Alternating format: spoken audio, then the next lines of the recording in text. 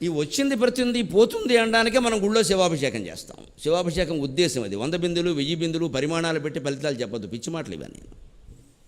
ఇక తేనెకో ఫలితం నూనెకో ఫలితం ఇన్ని ఉండవండి. శివుడికి రొంపట్టేస్తుంది అక్కడ ఈ బిందెలతోటి. అభిషేకానికి ఫలితం అది కాదండి. అభిషేకాన్ని గ్రహించాలి ఖచ్చితంగా. ఎందుకంటే పోసిన ప్రతిదీ కింద పడిపోతుంది, పెట్టిన ప్రతి పువ్వు జారిపోతుంది. లింగాకారానికి అభిషేకం చేయాలి, విగ్రహాలకు చేయకూడదు. మానవాకారంలో ఉండే విగ్రహాలకు చేయకూడదు. చేస్తే మీరు చేసినవన్నీ ఈ సందుల్లో ఉండిపోతాయి, విగ్రహాలు పాడైపోతాయి. చేయకూడదు అలాగా.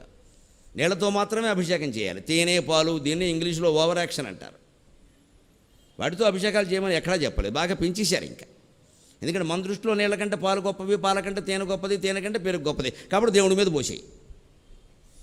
అభిషేకం ఎప్పుడు నీళ్లతోనే చేయాలి. దాన్ని శుభ్రం చేయడానికి చేసినటువంటి ప్రక్రియ తప్పితే నీకు దానివల్ల దివ్య ఫలితాలు ఏమి రావు అక్కడ. కానీ నేర్చుకోవలసిన జ్ఞానం ఉంది, అది దివ్య ఫలితం. దివ్య జ్ఞానం గొప్పదా, దివ్య ఫలితం గొప్పదా, అది ఆలోచించాలి. 10వ తరగతి రిజల్ట్లో పాస్ అవ్వడం సమస్య కాదు, నా జ్ఞానం ఉందా వాడికి. జ్ఞానం లేనప్పుడు రిజల్ట్ ఏమిటి?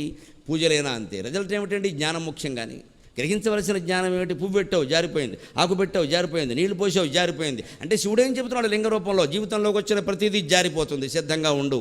అలబె నిలబెట్టగా తాడెట్టి కట్టగా వదిలేయి, నువ్వు జారగొట్టకు. అది జారిపోతే మాట్లాడకో అంతే. ఏ బంధమైనా అంతే, ఏ ధనమైనా అంతే, ధనకనక వస్తువాహనాలన్నీ అంతే. ఉన్నది ప్రతిదీ పోతుంది. జీవితం నిశ్చింతగా ఉండాలి. జీవన్ముక్త స్థితిలో ఉంటే 3 విషయాలు గుర్తుపెట్టుకోవాలి. జరిగిన దాన్ని